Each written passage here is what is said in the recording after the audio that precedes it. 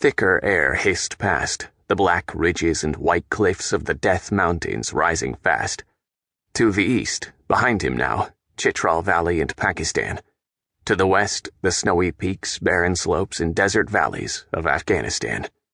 27,500. He couldn't see the red chem lights on the other suits, but no one had broken silence. So they're fine too. We made it. He felt a warm happiness, the fear receding. 26,500. He reached for the main ripcord handle. 25,250.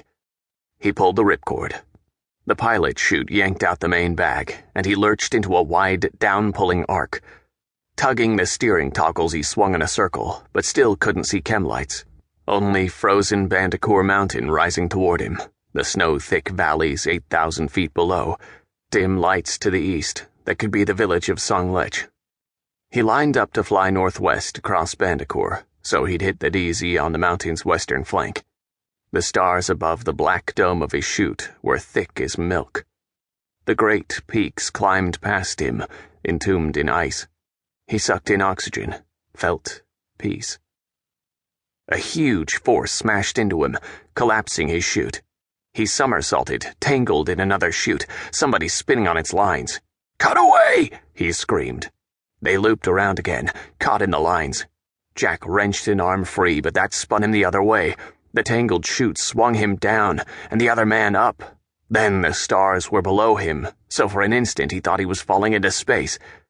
He yanked the chute releases and dropped away from the tangled chutes, accelerating in free fall till, with a great whoof, the reserve chute jerked him up, and the tangled chutes whistled past, the man wrapped in them. "Cut away!" Jack screamed into his radio. "This is Tracker! Cut away!"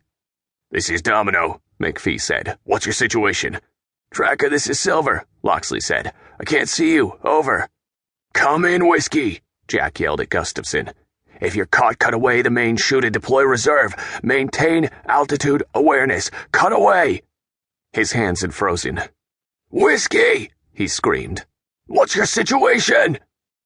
He switched off his oxygen. Below was a tiny chem light. "Whiskey?" McPhee radioed Gustafson. "Do you read me?" Rocky ridges coming up fast. If Gustafson hadn't deployed his reserve, he'd have hit by now. A fierce wind was blowing snow off the peaks. They had to land into it. Short of the DZ, way short. Maybe in the boulders. Bend your knees, roll with a fall. He snapped off his chem light. "Whiskey," McPhee radioed. "Do you read me?" "Bend your knees, loosen shoulders, adjust rifle so it doesn't smash ribs on impact." The ground raced up. He dropped the combat pack in Strela. The mountain slammed into him. He tumbled backward, his head smashing boulders. He leaped up and scrambled downhill, unbuckling the chute harness and stamping on the chute, dragged it together and knelt on it. A steep, stony slope, wind screaming, shaly rock clattering down.